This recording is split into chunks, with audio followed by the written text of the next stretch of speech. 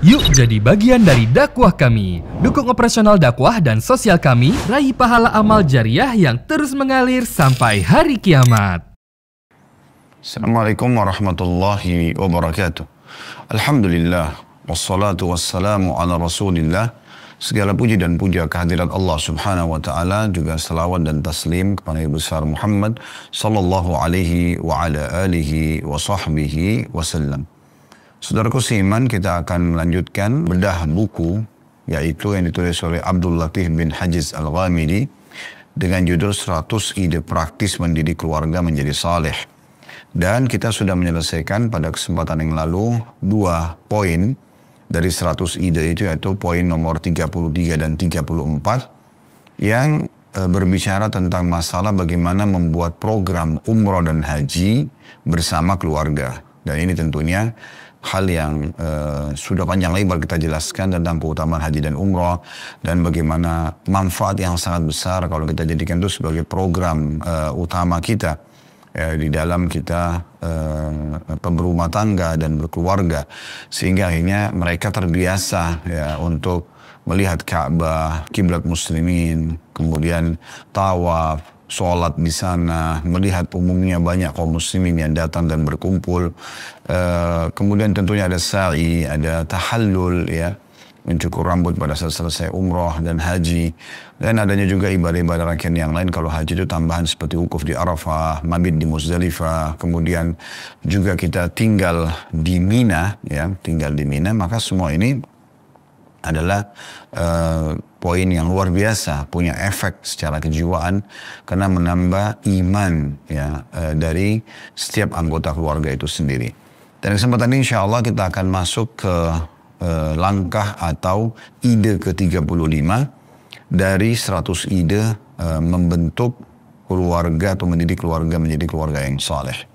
Kita akan mulai insya Allah membacanya di ide ke-35 dan ini di halaman 44 bagi yang pegang bukunya, yaitu bagaimana kita memonitor zikir harian, zikir mutlak dan zikir yang terkait dengan waktu atau tempat atau jumlah ataupun sifat, seperti zikir pagi petang, zikir sesudah sholat, zikir dalam momen dan kesempatan tertentu. Menyadarkan keluarga tentang pentingnya zikir-zikir tersebut dan bahwa ia adalah penjagaan dan perlindungan bagi mereka dalam hidup ini sekaligus pahala besar dan kebaikan yang melimpah di akhirat nanti. Hal ini bisa dilakukan dengan bertanya, mengingatkan, mempraktikkan di depan mereka, menyanjung dan memuji siapa yang mempraktikkannya dan mengamalkannya. Ini paragraf-paragraf awal ya dari ide yang ke-35 ini.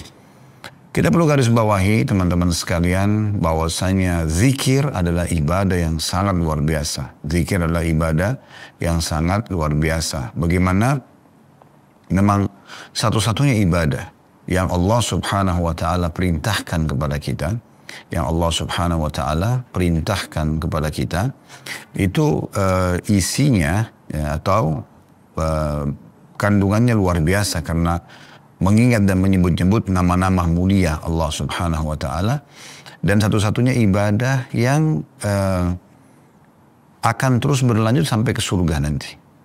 Kalau sholat, jihad, bakti sama orang tua, menjenguk orang sakit, ya, dan lain-lain semuanya, itu hanya dilakukan di dunia saja. Tetapi ini akan dilakukan sampai ke surga. Dan ini luar biasa, gitu ya. Karena tidak ada lagi ibadah yang dikerjakan di surga kecuali zikrullah.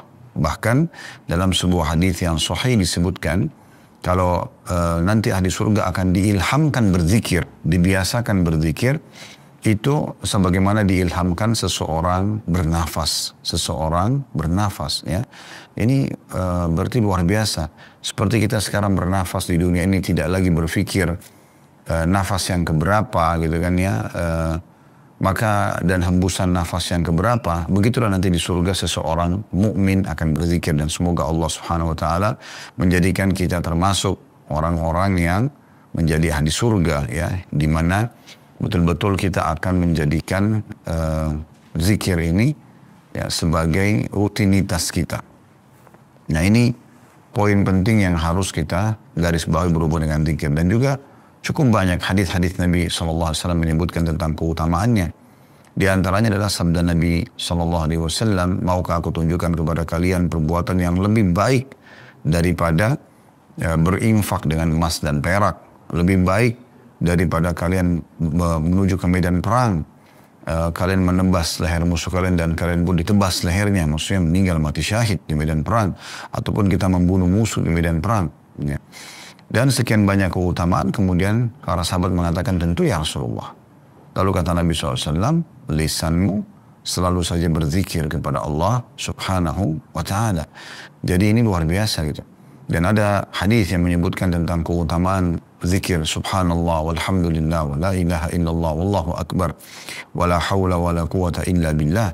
Misal, kata Nabi SAW, siapa yang masih khawatir dalam bersedekah, masih ada pertimbangan-pertimbangan, masih belum bisa rutin menghidupkan sholat malamnya, masih takut menghadapi musuh-musuh di medan perang, maka hendaklah dianya ya selalu membaca dan memperbanyak subhanallah walhamdulillah wa la ilaha illallah wallahu akbar wa la hawla wa la quwata illa billah.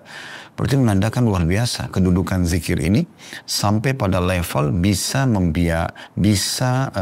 terposisikan ya, menyamai pahala orang yang sedekah, pahala orang yang berjihad, pahala orang yang mengerjakan banyak amal-amal, gitu kan?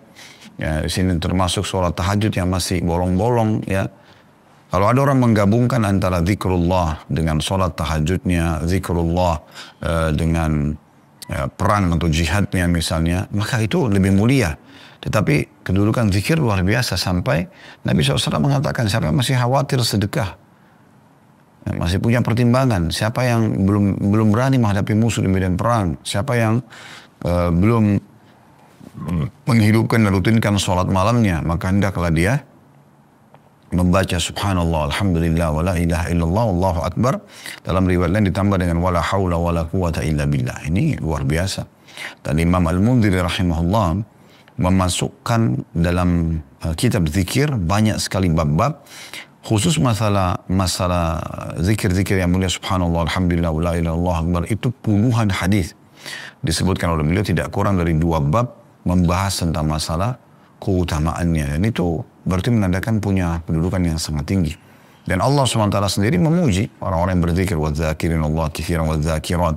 Laki-laki dan perempuan yang banyak berzikir kepada Allah itu dipuji oleh Allah subhanahu wa ta'ala. Dan ini satu kelebihan yang disebutkan sebagai keutamaan zikir itu sendiri.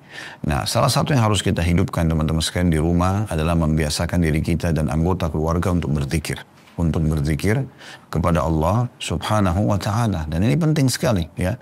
Ini penting sekali. Makanya disebutkan dalam sebuah hadis yang sahih, ya. Dalam sebuah hadis yang sahih, kalau rumah yang di dalamnya ada zikrullah, ya, dan rumah yang tidak ada zikrullah ibarat seperti orang mati dan orang hidup. Jadi memang ada perbedaan di situ, ya. Bagaimana memang subhanallah orang yang ya zikrullah itu di rumah itu seperti ibaratnya orang hidup dan orang mati. Karena zikrullah itu seperti suasana yang hidup gitu ya, suasana hidup. Nah ini penting sekali untuk digarisbawahi. Kita tahu bagaimana perbandingan orang hidup dan orang mati. Kalau kita letakkan orang jenazah di sebelah dan sebelahnya lagi orang yang masih hidup, ini bisa beraktivitas apa saja yang diinginkan, yang ini sudah tidak bisa berbuat apa-apa lagi. Nah seperti itulah gambaran tentang perbedaan orang yang berzikir dengan tidak. Dan orang yang suka berzikir ini teman-teman sekalian berarti orang yang dicintai oleh Allah subhanahu wa ta'ala. Orang-orang pilihan Allah subhanahu wa ta'ala. Jadi kita harus betul-betul selalu ya berzikir kepada Allah. Dan hampir semua aktivitas kita itu dihubungkan dengan zikrullah. Kita tahu sebelum makan ya ada doa dan zikirnya, sesudah makan, mau tidur, bangun tidur, mau berpakaian, lepas pakaian, masuk kamar mandi, keluar kamar mandi, masuk rumah, keluar rumah ya. Interaksi biologi suami istri atau kita melihat sebuah nikmat yang besar pada diri seseorang, kita dianjurkan untuk meminta dan berzikir kepada Allah subhanahu wa ta'ala, memuji Allah atas nikmat tersebut yang besar yang depan mata kita yang Allah perlihatkan. Dan kita bisa minta sekaligus agar nikmat yang serupa diberikan kepada kita. Atau kalau ada orang diujikan, ya dengan satu ujian yang sebenarnya kita tidak ditimpa atau tidak tertimpa ujian tersebut. Ada orang cacat misalnya depan mata atau yang sejenisnya. Kemudian kita bisa berlindung kepada Allah SWT, berzikir kepada Allah, ya, memuji Allah SWT karena kita selamat dari ujian tersebut, dan kita mohon agar kita tidak ditimpahkan ujian itu. Seperti hadits Nabi SAW, siapapun yang melihat sesuatu yang dia tidak senangi, tidak ada padanya di depan matanya, ada dan menimpa orang lain, maka dia mengucapkan Alhamdulillahilladzi afani mimma btala bihi. Segala puji dan puja kehadirat Allah Subhanahu wa taala menyelamatkan aku dari apa yang diujikan kepada orang ini. Wa faddalani ala katsirin mimma khalaqa tafdilan. Telah mendahulukan aku dengan kelebihan yang banyak, ya, dari makhluknya, gitu ya. Nah, itu berarti menandakan luar biasa. Oleh karena itu biasa dihidupkan teman-teman sekalian. Tidak ada sesuatu yang salah bila kita membuat sendiri kreativitas kita. Doa masuk kamar mandi misalnya, ya, kita tempel di dekat pintu kamar mandi, ya. Saran kami tidak di pintu kamar mandi ya tentunya, ya. Mungkin di dindingnya yang bagus, yang menarik, yang membuat anak-anak itu tertarik untuk sering membacanya, ya. Baik itu doa masuk kamar mandi atau doa keluar kamar mandi misalnya, ya. Begitu juga dengan di dekat ranjangan anak mungkin ada doa tertulis dengan tulisan yang menarik bagi mereka, doa mau tidur atau doa bangun tidur, ya. Kalaupun kita bisa memandu, tapi ini kan agak sulit setiap saat, ya. Karena interaksi orang masuk kamar mandi, keluar kamar mandi kan lebih rutin, dalam sehari itu bisa beberapa kali gitu, ya. Atau mungkin tidur, mungkin si anak tidur di kamar yang berpisah dengan orang tuanya misal. Kemudian tidak sempat diingatkan, tapi kalau ada tulisan itu kan sangat besar manfaatnya, ya. Yang itu penting sekali untuk kita hidupkan. Begitu juga pada saat kita zikir habis sholat, yang berhubungan dengan ibadah tertentu, ya. Maka di saat itu usahakan kita sendiri menunjukkan sebagai orang tua, kita tidak berdiri kecuali kita sudah berzikir, ya. Begitu juga dengan anak-anak, kita ingatkan mereka agar jangan berdiri kecuali sudah selesai berzikir. Nah, itu luar biasa keutamaan penting sekali untuk bisa kita jaga, karena kata Nabi SAW tidak ada seseorang yang sholat, ya, kemudian selepas sholat dia tidak membatalkan wudunya, tidak berhadas maksudnya, atau mengeluarkan angin misalnya, ataupun buang air besar, buang air kecil, dia tetap aja habis sholat dia duduk dulu, dia berzikir, kemudian tidak berbicara dengan orang di sebelahnya, tidak berdiri dari mushollahnya. Kalau tidak langgar 3 hal ini, maka malaikat akan ada di atas kepalanya sambil mengatakan Allahumma gfir lahu, Allahumma arhamhu, ya Allah ampuni dia, rahmati dia. Terus begitu malaikat mengulangi, ya, sampai dia melanggar satu dari 3 hal tadi. Nah, ini kita ingatkan kepada anak-anak tentang keutamaan tersebut sehingga mereka tidak tergesa-gesa untuk berdiri. Dan ingat, ya, usahakan mereka mengerjakan itu karena mereka mengetahui keutamaannya, bukan karena takut dengan kita, gitu. Makanya kita sebutkan keutamaannya supaya mereka tertarik untuk mau melakukannya. Nah, itu juga poin penting. Begitu juga dengan zikir pagi petang, ya, karena sedikit agak panjang, Anda bisa coba untuk melantunkan bersama-sama, mungkin dengan memutar audio dulu, ya, sementara zikir pagi di pagi hari selepas subuh, zikir sore selepas sore. Kalau Anda sudah hafal, Anda bisa melantunkan di depan anak-anak dan membiasakan mereka. Insya Allah seminggu, sebulan mereka akan hafal zikir-zikir tersebut, ya. Kalau Anda mau keluar rumah juga sama, ya. Kalau keluar rumah Anda bilang anak-anak jangan lupa baca doa dulu keluar rumah, ya kan? Karena Nabi SAW sudah mengatakan, siapa yang keluar rumah membaca Bismillahi tawakkaltu ala Allahi la hawla wa la quwata illa billah. Dengan nama Allah, aku berserah diri kepada Allah, tidak ada dan kekuatan kecuali dari sisi Allah, ya. Maka kalau orang mengucapkan itu pada saat keluar rumah, dan kita sampaikan kepada anak-anak, kita pun harus tahu keutamaan itu, ya. Maka malaikat akan berkata kepada si pembaca tadi, sesungguhnya kau telah tercukupi dan terlindungi. Dan semua syaitan, kata Nabi SAW, yang bertemu dengan dia akan berkata satu sama yang lainnya, ya, sama teman-temannya, bagaimana bisa kita sesatkan dan mengganggu orang ini sementara dia telah tercukupi dan terlindungi. Ini satu keutamaan yang luar biasa, gitu. Satu keutamaan yang luar biasa yang harusnya tentunya, ya, difahami dan jangan luput dari setiap orang di antara kita. Jadi di sini dikatakan oleh beliau, ya, Saya ulangi kembali, memonitor zikir harian untuk diri sendiri dan juga untuk keluarga. Baik itu zikir mutlak, ya, dan zikir yang terkait dengan waktu atau tempat atau jumlah ataupun sifat. Jadi maksudnya zikir mutlak itu zikir dibaca setiap saat. Tidak dihubungkan dengan misalnya bukan zikir habis sholat, ya. Tapi dia lebih kepada umum, ya. Anda mau berzikir istighfar misalnya, Anda mau baca subhanallah, alhamdulillah, wa la ilaha illallah, Anda mau berzikir ya umum, ya, itu namanya mutlak. Atau zikir-zikir yang punya tempat, penentuan tempat, jumlah, sifat tertentu seperti zikir pagi petang, zikir sudah sholat, zikir dalam momen-momen dan kesempatan tertentu. Di sini beliau mengatakan menyadarkan keluarga tentang pentingnya zikir-zikir tersebut. Nah ini selalu kita sebutkan keutamaannya. Dan bahwa ia adalah penjagaan dan pelindungan bagi mereka. Dengan berzikir itu masuk dalamnya kita mendapatkan pelindungan dari Allah Subhanahu wa taala. Apalagi kalau diikuti dengan doa, ya. Doa berlindung dari segala macam mara bahaya, misalnya itu gangguan-gangguan. Dan sekaligus ada pahala yang besar, ya, dan kebaikan yang melimpah di akhirat nanti. Hal ini bisa dilakukan dengan bertanya, mengingatkan, mempraktekannya di depan mereka, menyanjung dan memuji siapa yang mempraktekannya dan mengamalkannya. Nah di sini pernah kita jelaskan, kalau Bapak Ibu sekalian rahimani rahimakumullah masih ingat ya, kalau yang dipuji itu hanya anak-anak yang sebelum balik, ya. Kalau sudah balik jangan dipuji. Karena pujian terhadap amal soleh yang dikerjakan itu dikhawatirkan nanti malah akan membuat mereka riya karena sudah mulai dicatat amal-amal solehnya, ya. Tetapi yang kita lakukan adalah kita memuji kalau masih kecil. Oh Masya Allah, ya, ini sangat baik yang dilakukan, misal contoh, ya. Insya Allah nanti berpahala dan seterusnya. Itu kalau masih kecil nggak masalah, ya, untuk memotivasi mereka dulu dan nanti akan disampaikan tentang keutamaannya. Diriwayatkan dari Ibnu Abbas radhiyallahu anhuma dan Juwairiyah radhiyallahu anha, ya. Sahabat-sahabat ini menukil anna Nabiya sallallahu alaihi wasallam kharaja min indiha bukratan hina shalla subha wa hiya fi masjidiha thumma raja ba'da an adha wa hiya jalisa فقال ما زلت على الحال التي فارقتك عليها قالت نعم قال النبي صلى الله عليه وسلم لقد قلت بعدك 4 كلمات 3 مرات لو وزنت بما قلت منذ اليوم لوزنتهن سبحان الله وبحمده عدد خلقه ورضا نفسه وزينة عرشه ومداد كلمات. Riwayat ini dinukil di halaman 45 di buku kita, ya. Yang terjemahannya Ibnu Abbas radhiyallahu anhu menukil dari istri Nabi SAW yang bernama Juwairiyah radhiyallahu anhu ajma'in. Juwairiyah mengatakan bahwa Nabi SAW keluar dari sisinya sesudah sholat subuh, sementara dia duduk di tempat sholatnya.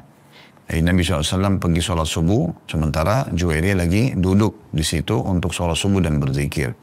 Lalu Nabi SAW keluar, kemudian Nabi SAW kembali lagi selepas terbit matahari. Lalu beliau kembali kepada Juwairiyah di waktu duha, sementara dia masih seperti semula.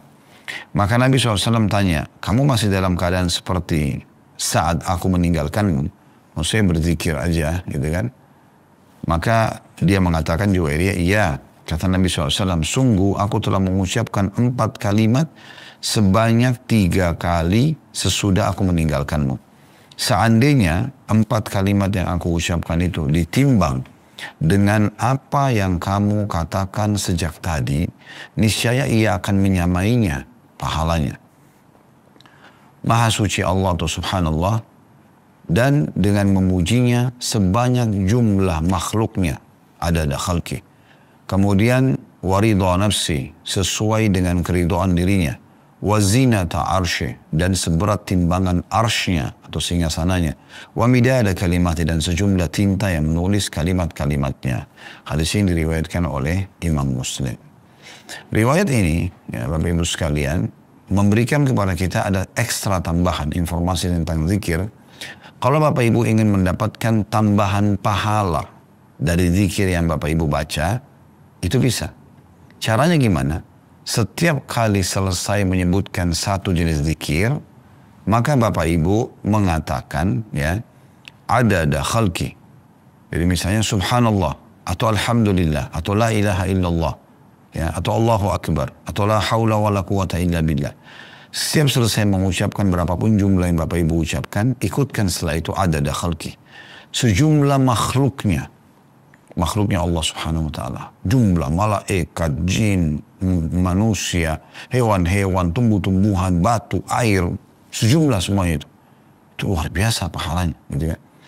Kemudian waridho nafsi, dan keridoan dirinya sampai Allah ridho dengan zikir yang sudah kita ucapkan itu. Wazinata arsyih, dan seberat arsynya. Arsy Allah Subhanahu wa Ta'ala adalah makhluk Allah yang paling agung dan paling besar. Wa midada kalimati, dan sejumlah kalimat Allah Subhanahu wa Ta'ala. Dan Allah sudah menjelaskan masalah itu ya. Kalau kalimat-kalimat Allah tidak akan pernah habis. Walaupun digunakan untuk menulis kalimat-kalimat tersebut, menggunakan seluruh air lautan yang ada di muka bumi, plus 7 kali lipat. Ya. Tetap saja ya, belum bisa menulis semua kalimat-kalimat Allah Subhanahu wa Ta'ala. Saking banyaknya dan semuanya mulia. Ini ajaran dari Nabi SAW dan tentu dari Allah Subhanahu wa Ta'ala yang luar biasa.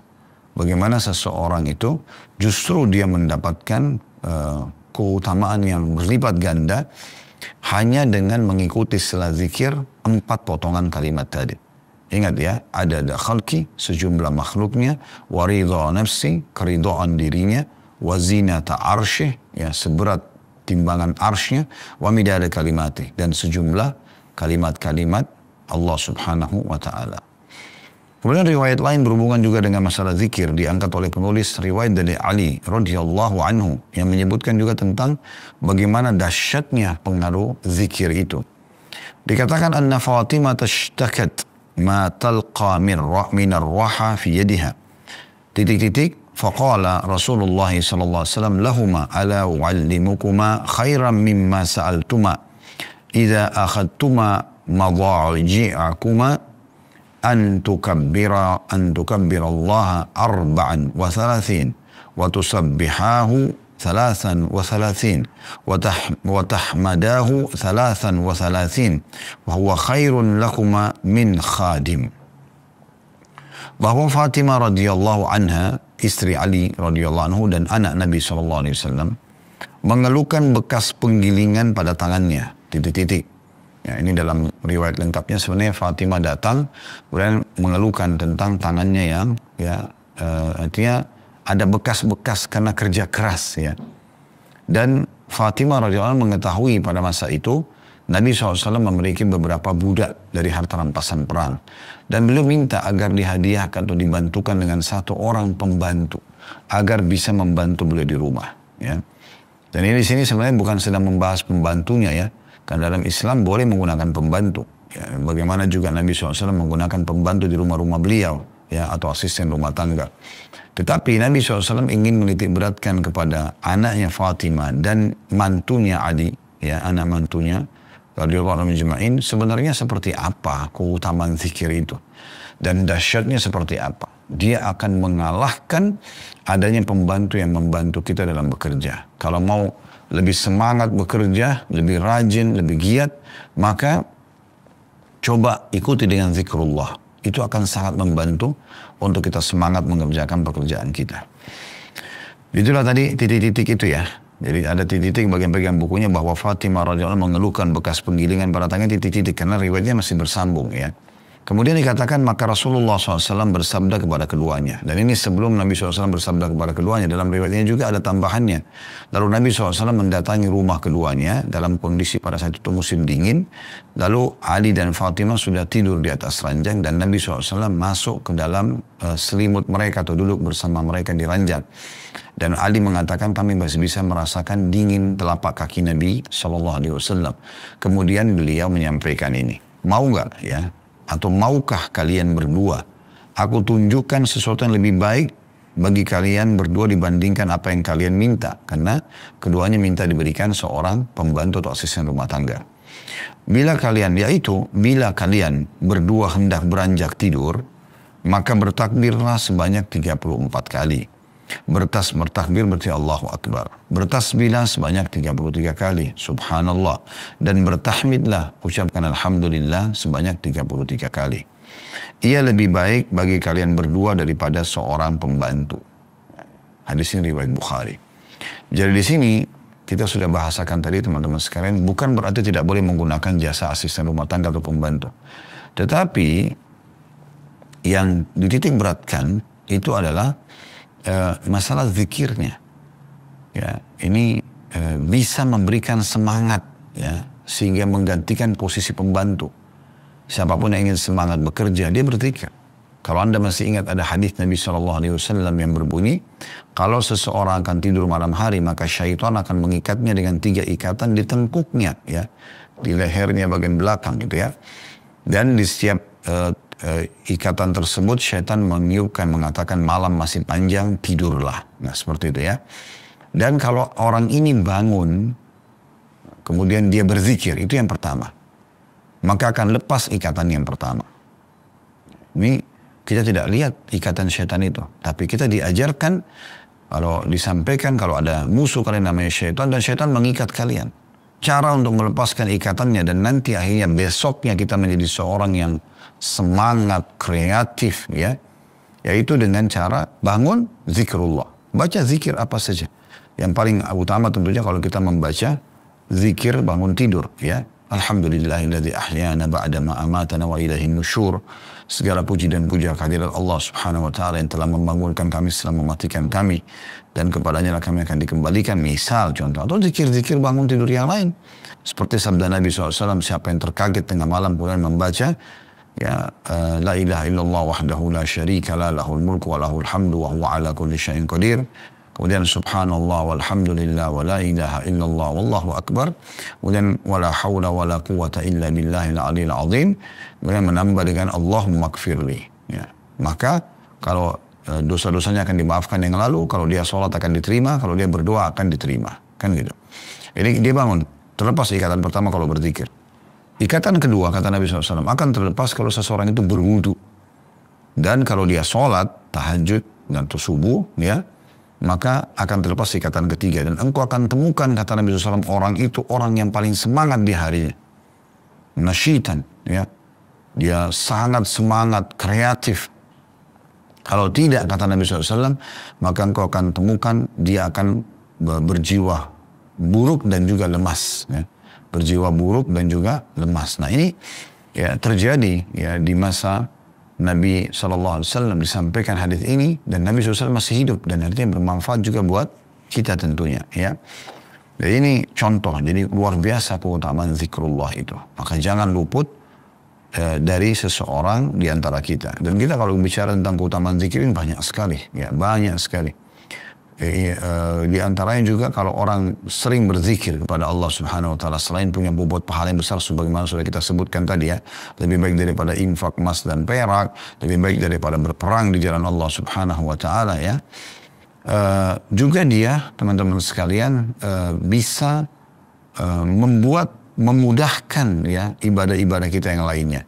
Karena orang kalau sudah biasa zikrullah, maka dia itu sebenarnya lebih terdorong dan termotivasi untuk mengerjakan ibadah yang lain. Apalagi zikrullah tidak bisa luput dari ibadah-ibadah secara umum. Sholat itu ada zikirnya, ya. Baik itu dalam sholatnya, sementara sholat, ya. Ruku, sujud, ya. I'tidal dan seterusnya. Doa dan zikirnya ada.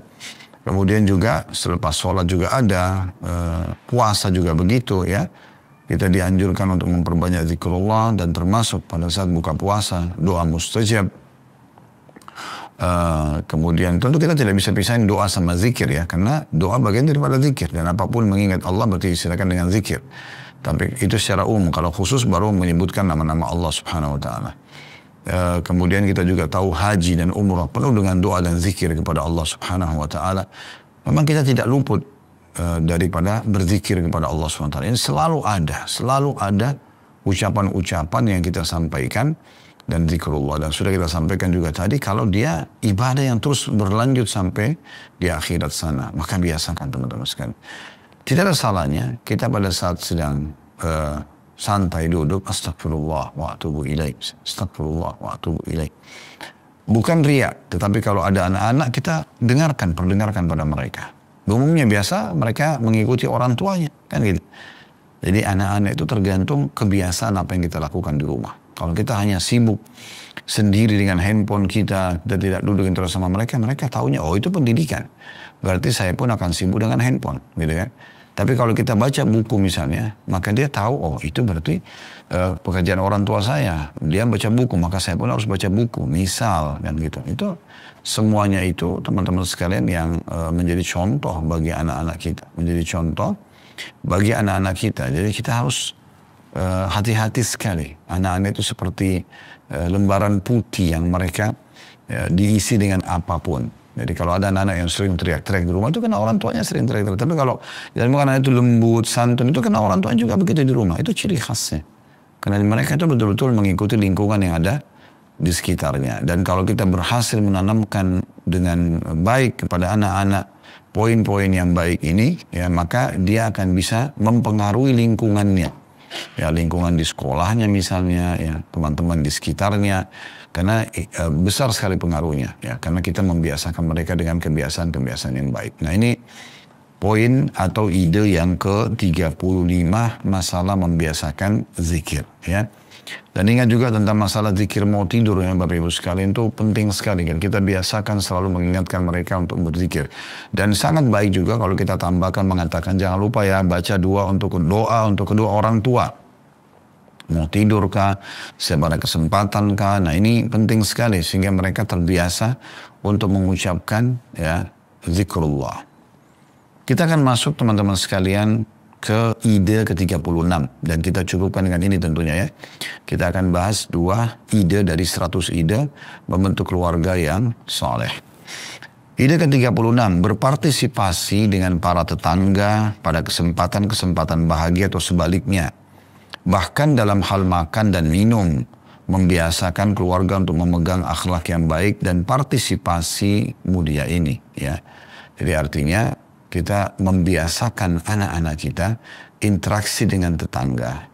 Minimal berbuat baik sama mereka. Berbuat baik, kayak misalnya kita disunnahkan kalau masak makanan kita lebihkan dan berbagi pada tetangga. Ya itu yang disebutkan dalam riwayat yang diangkat oleh penulis. Ya sebuah riwayat di sini dari Abi Dzar radhiyallahu anhu, beliau mengatakan bahwasanya Rasulullah sallallahu alaihi wasallam bersabda, wa idza sana'ta marakatan fa'akthir ma'aha. Thumma anzur ahla baitin min jiranika fa'asibhum minhu bima'ruf. Bila kamu membuat sayuran maka perbanyak airnya, atau perbanyaklah isinya, sayuran kah. Marak itu bisa berarti juga daging yang berkuah, ya apa saja yang kita masak lah di rumah ya. Lebihkan, kemudian perhatikan sebuah keluarga tetanggamu atau tetanggamu, diperhatikan tetangga dan berikanlah sebagian darinya kepada mereka dengan cara yang baik. Maksudnya jumlah yang pantas gitu ya. Sesuai dengan kemampuan kita, sesuai dengan kemampuan kita. Nah dari hadits ini kita bisa lihat bagaimana sebenarnya orang-orang terdekat kita yaitu tetangga, kita dianjurkan agar berbuat baik sama mereka. Kita berbuat baik sama mereka. Bagaimana kita peduli sekali dengan keadaan mereka, dengan cara kita berbagi, ya berbagi. Dan tentu kalau kita bicara tetangga ini panjang lebar sekali ya bahasan para ulama berhubungan dengan masalah ini. Kita akan coba lebih dalam membahas di sini bagaimana Allah Subhanahu wa taala menyebutkan dalam surah An-Nisa surah nomor 4 ayat 36. Ya, saya berharap yang mengikuti acara kita bisa melihat aplikasi Al-Qur'an di handphonenya dan buka ya. Surah An-Nisa surah nomor 4 ayat 36. Saya akan bacakan. Wa'budullaha wa la tusyriku bihi syai'an wa bil walidaini ihsanan wa bidzil qurba wal yatama wal masakin wal jari dzil qurba wal jari junubi was sahibi bil jambi wa binis sabili wa ma malakat aymanukum. Ya. Al-ayat yang artinya sembahlah Allah dan janganlah kamu mempersekutukannya dengan suatu apapun. Ini asas kita diciptakan oleh Allah Subhanahu wa taala. Dan berbuat baiklah kepada kedua ibu bapakmu, suruh bakti sama kedua orang tua. Kemudian karib kerabat, siapapun yang punya hubungan kekerabatan, dahulukan mereka dari orang lain. Kemudian baru anak-anak yatim, orang-orang miskin. Nah ini semua tidak kita bahas, ini bahasanya panjang. Tapi kita jadikan saksi bahasan setelahnya tetangga yang dekat dan tetangga yang jauh dan juga teman sejawat. Ibnu Sabil dan hamba sahayamu. Ya, Ibnu Sabil orang terputus jalan dan hamba sahaya adalah budak yang memang di masa dulu ada perbudakan ya. Maksud ayat ini kata Ibnu Abbas radhiyallahu anhu, sembahlah Allah dan tauhidkanlah dia. Jangan pernah menyekutukan sesuatu dengan Allah Subhanahu wa taala. Kemudian juga adanya perintah untuk bakti dengan kedua orang tua dan memperhatikan hajat-hajat mereka, ya, menggembirakan hati mereka, mengeluarkan mereka dari permasalahan dan kemelut yang sedang menimpa mereka. Ya. Kalau ibu bapak Anda masih hidup, maksimalkan. Kalau sudah meninggal, ya, Anda bisa menyampaikan tambahan amal soleh dengan doa, istighfar, sedekah, menyebarkan ilmu yang mereka pernah sampaikan, ya. Sebagaimana hadis Nabi SAW, nanti akan datang orang pada hari kiamat, diberikan pahala yang sangat banyak bergunung-gunung, dan ditinggikan derajatnya, ya, sampai dia bertanya, dari mana ini? Maka kata para malaikat, ini adalah istighfar anakmu untukmu, ya. Kemudian juga kita disuruh berbuat baik untuk karib kerabat, siapapun yang punya hubungan kekerabatan dengan kita, dan tidak boleh kita melalaikan hak mereka. Kapan kita mendahulukan karib kerabat dari orang lain, maka kita akan mendapatkan dua pahala. Pahala kebaikan yang kita lakukan, seperti kita berbagi makanan untuk bersedekah, juga silaturahimnya. Serta anak-anak yatim. Anak-anak yatim adalah anak-anak yang meninggal ayahnya sebelum balik, ya. Laki-laki atau perempuan, maka dikatakan yatim. Kalau sudah balik, sudah hilang istilah yatim dari dia. Dan juga orang-orang miskin, ya, orang-orang miskin. Siapa saja yang kebutuhannya belum terpenuhi dari pendapatannya, diistilahkan dengan miskin. Kalau dia tidak punya pendapatan, maka disebutkan dengan fakir. Itu lebih pantas dibantu daripada orang-orang miskin. Karena miskin sebenarnya punya income tapi tidak cukup, gitu, ya. Kemudian juga disuruh perintah untuk berbuat baik kepada tetangga. Nah, ini jadi saksi bahasan kita. Ada jari zil kurba, itu adalah pendapat ulama mengatakan orang yang tetangga dan punya hubungan kerabat. Sebagaimana menjadi pendapat Ibnu Abbas dalam masalah ini, ya. Ada juga yang mengatakan al-jari dzil qurba adalah tetangga muslim. Disuruh berbuat baik dengan tetangga-tetangga tersebut. Sedangkan tetangga jenis yang kedua, tetangga yang tidak punya hubungan kerabat, yang disebut dengan al-jaril junub, ya. Itu tetangga yang di samping. Nah, jadi di sini Allah SWT memisahkan mana tetangga yang punya hubungan kekerabatan dengan kita, mana tetangga yang tidak punya hubungan kekerabatan dengan kita. Karena kalau kita berbuat baik dengan tetangga yang punya hubungan kekerabatan, kita akan dapat double pahala. Bahkan 3 pahalanya, ya. Kita melanjutkan silaturahim, kita berbagi makanan untuk bersedekah pada mereka, dan kita memberikan hak tetangga. 3 pahala sekaligus yang bisa kita dapatkan dari tetangga yang punya hubungan kekerabatan. Dan pendapat Ibnu Abbas tadi juga mengatakan bisa masuk siapapun muslim, ya, dalam masalah ini. Tapi kalau muslim berarti mendapatkan 2 pahala. Berbuat baik sedekahnya misalnya kita berikan, dan karena dia tetangga muslim, gitu, ya. Sementara yang dimaksud dengan dalam ayat al-jaril junub, tetangga yang ada di samping, ini kata para ulama adalah yang dimaksud tetangga-tetangga selain kerabat, ya, dan juga ada sebagian ulama mengatakan tetangga non-muslim. Jadi dari sini teman-teman sekalian, Islam datang memberikan gambaran kepada kita kalau tetangga itu semuanya muslim atau non-muslim, sama, ya. Kita harus tetap berbuat baik sama mereka, dan tidak boleh kita mengganggu walaupun mereka non-muslim, ya. Berbuat baik sama tetangga apapun maka akan sama kebaikannya atau pahalanya. Dan disebutkan dalam hadis yang sahih, Nabi SAW mengatakan, Jibril terus mewasiatkan kepadaku tentang tetangga, sampai aku mengira tetangga itu akan mendapatkan warisan, saking pentingnya untuk peduli dengan tetangga tersebut, ya. Kemudian dan perlu digarisbawahi juga, ya, kira-kira seperti apa sih cara berbuat baik dengan tetangga? Ya, kita mengucapkan salam dengan tetangga, menegur sapa, ya, menjenguk pada dia sakit, ya, kemudian melayat atau takziah pada saat memang ada kematian yang dialami, kesedihan di rumah mereka, mengucapkan selamat kalau memang ada sesuatu yang menggembirakan. Kemudian kita juga bisa berbagi makanan, ya, berbagi pakaian. Kemudian kita menghindari hal-hal yang mereka tidak sukai, mengganggunya seperti parkir sembarangan depan rumahnya, ya, kan? Kemudian kita meminta maaf kalau kita berbuat salah. Kita menjaga hak-hak mereka dengan tidak nyelonong masuk ke rumahnya, atau kita memandangi pasangan hidupnya misalnya, membuat mereka sakit ya, atau kita mengganggu anak-anaknya misalnya. Nah ini semua ini tidak dibolehkan sama sekali ya, karena masuk dalam umumnya makna hadis Nabi SAW dalam riwayat Bukhari dan juga Muslim, mazala Jibril yusini bil jari hatta dhanantu annahu sayuwarrithuhu. Kata Nabi SAW, Jibril tidak henti-hentinya mengingatkan padaku agar menyampaikan kepada umat ini untuk berbuat baik kepada tetangga. Sampai-sampai aku menyangka bahwa Jibril hendak menjadikannya sebagai ahli waris. Padahal sebenarnya tidak ya. Padahal sebenarnya tidak. Sampai dalam buku-buku fikih juga dibahas tentang istilah al-jaru ahaqqu bisaqqabati jari. Tetangga itu lebih pantas terhadap penawaran tetangga. Jadi kalau Anda mau jual rumah, Anda mau jual mobil, kendaraan atau apa saja, maka dahulukan tetangga kita, dahulukan tetangga. Dan khilaf di antara ulama, teman-teman sekalian, tentang masalah apa sebenarnya atau siapa tetangga itu, ya. Siapa tetangga itu, ya. Mana saja mereka, gitu kan, jaraknya. Ya, ini khilaf di antara ulama.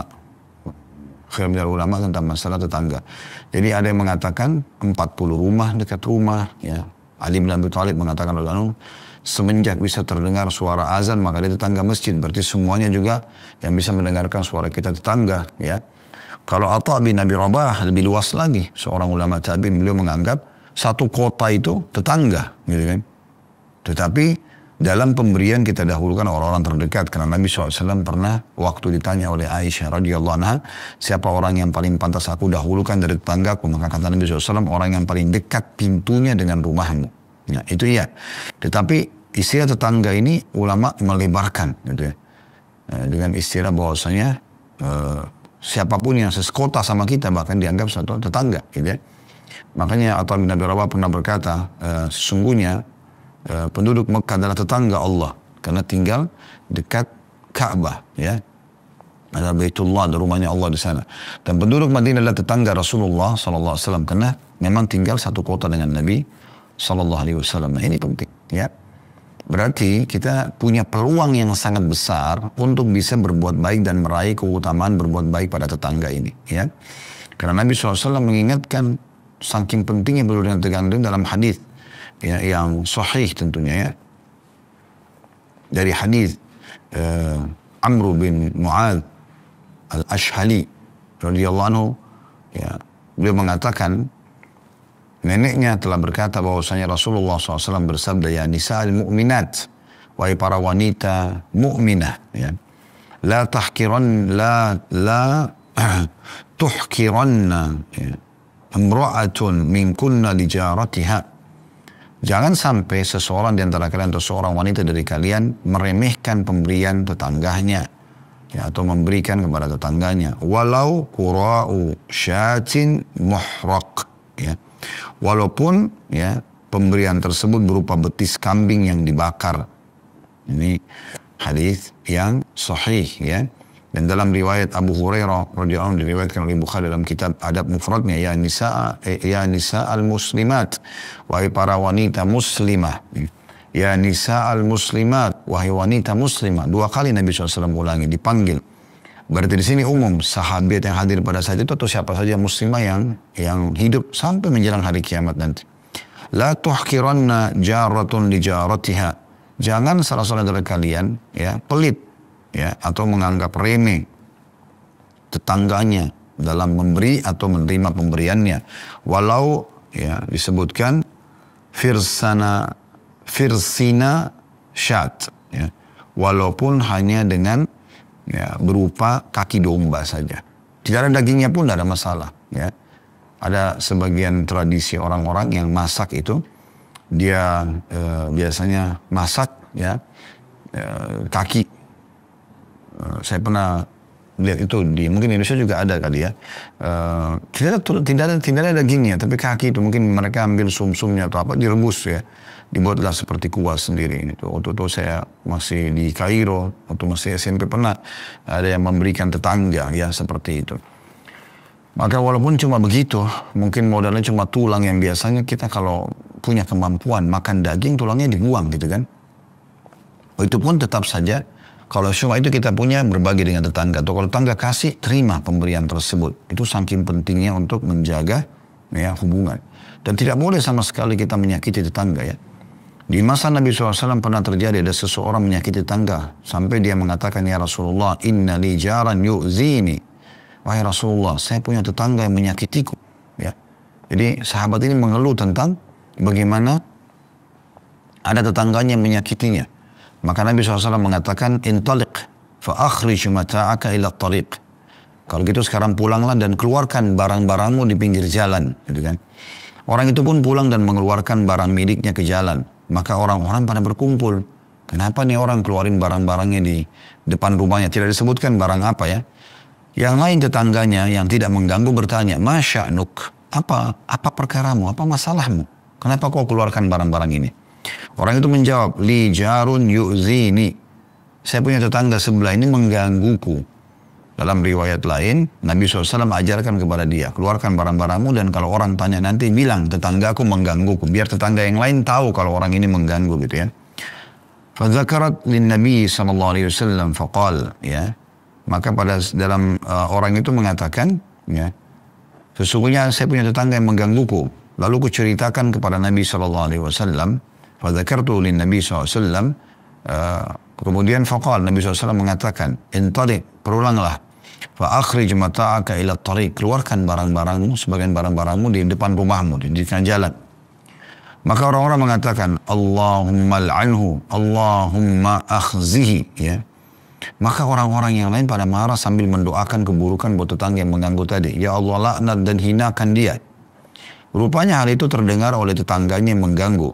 Maka berangkatlah ia untuk menemui tetangganya yang dia ganggu itu sambil mengatakan, Irja' ila manzilik fa wallahi la uzik.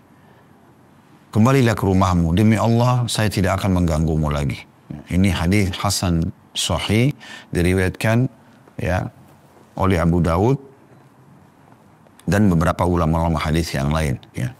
Kemudian dalam riwayat yang lain ada seseorang yang mengadu kepada Rasulullah SAW mengenai tetangganya yang menyakitinya, maka Nabi SAW mengatakan, ihmil mata'ak, ya, bawa hartamu. Fadha'ha 'ala tariq, taruh di depan rumah. Faman marra bihi yal'anhu, sehingga orang yang lewat akan melaknat atau mendoakan buruk tetangga yang mengganggumu itu.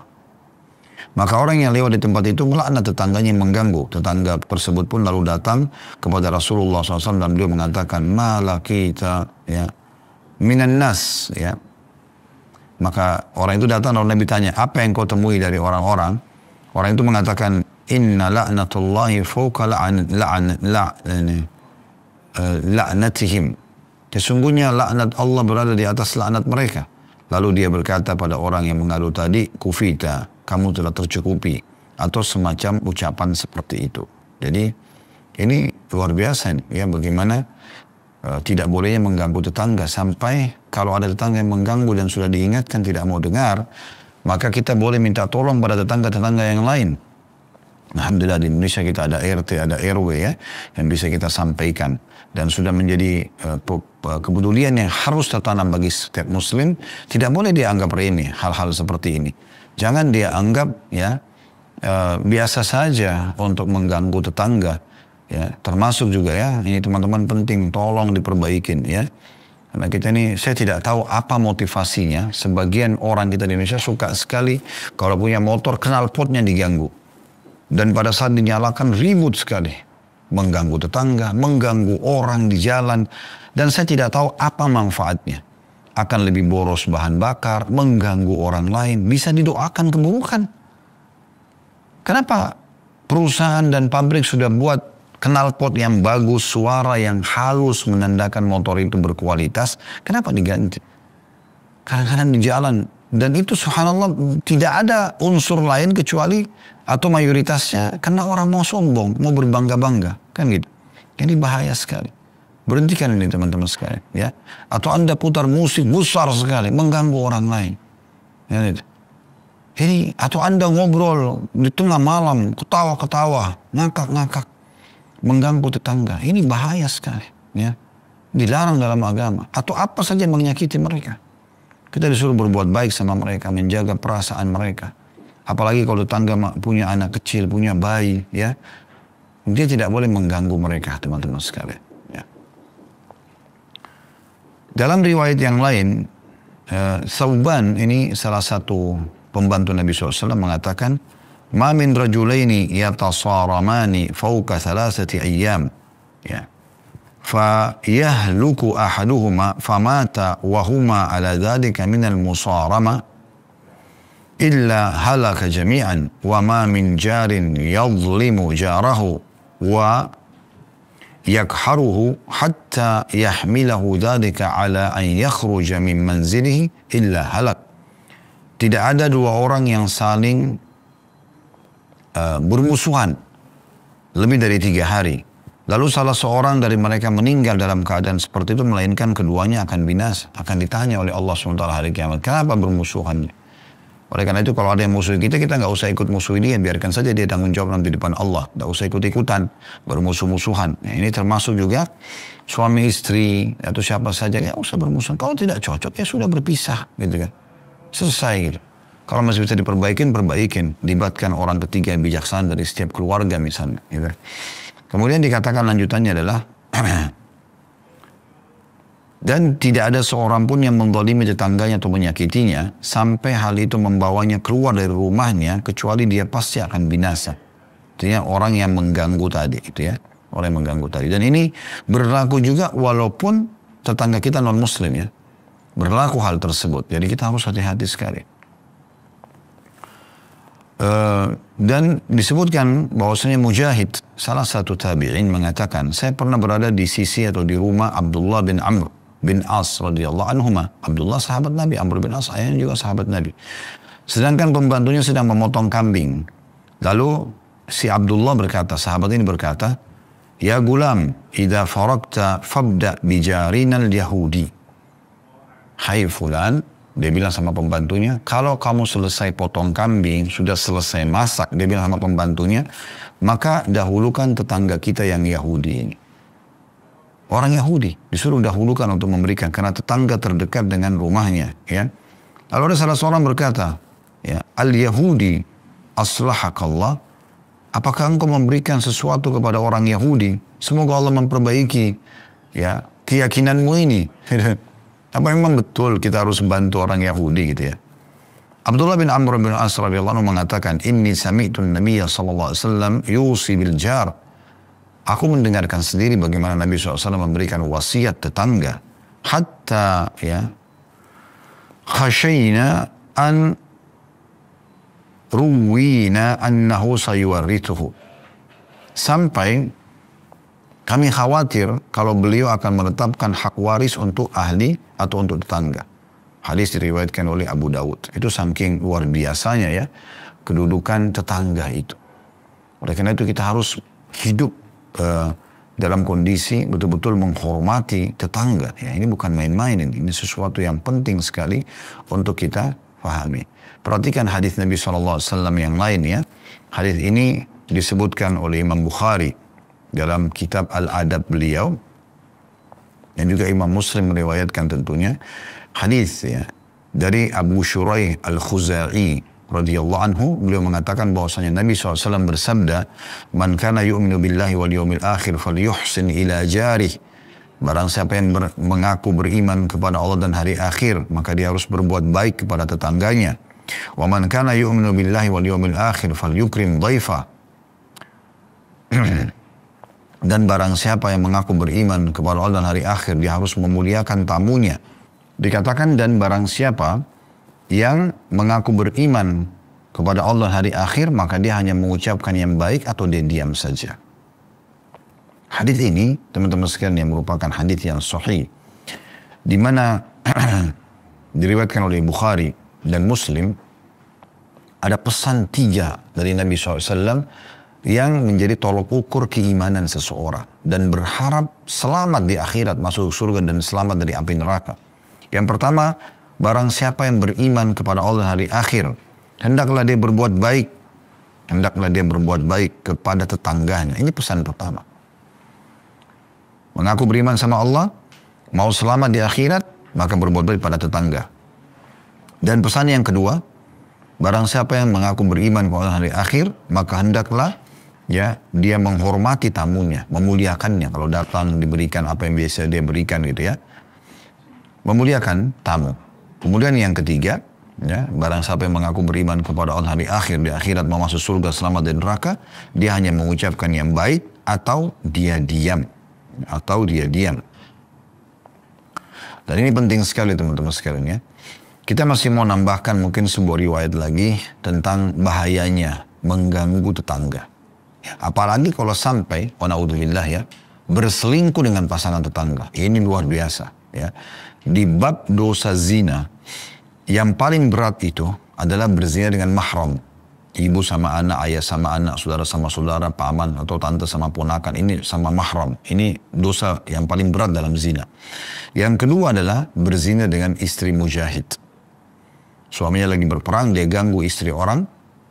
Yang kata Nabi SAW, ya, kalau seorang mujahid diganggu istrinya sampai akhirnya berzina dengan tetangganya, sebenarnya tetangganya ini ya berzina atau mengganggu istri si mujahid tadi sementara suaminya pergi, maka si mujahid ini akan didatangkan hari kiamat dan dibolehkan oleh Allah untuk memilih apapun pahala yang dia mau ambil dari orang yang menzinai istrinya tadi.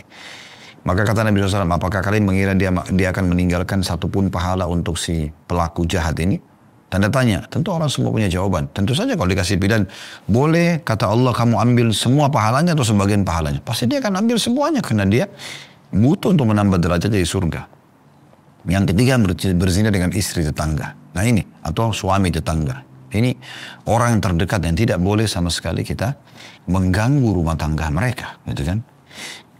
Sebagaimana dinukil dalam sebuah riwayat ya,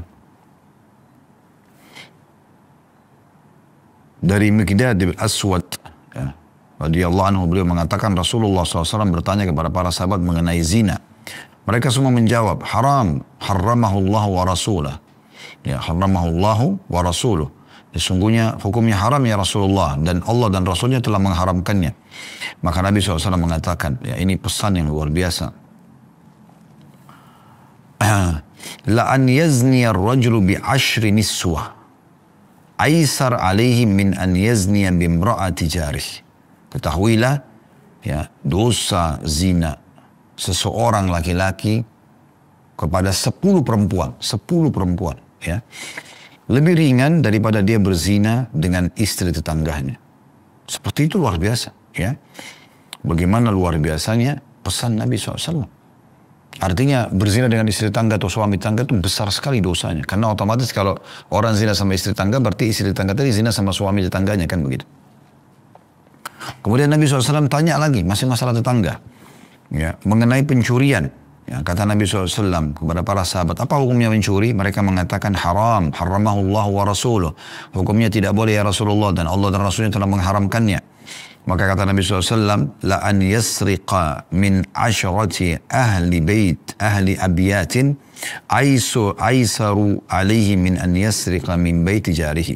Ketahuilah dosa seseorang curi, dosa mencuri tidak boleh. Tapi kalau ada orang yang mau mencuri di 10 rumah selain tetangganya, lebih ringan dosanya dibandingkan dia mencuri di 1 rumah tetangganya.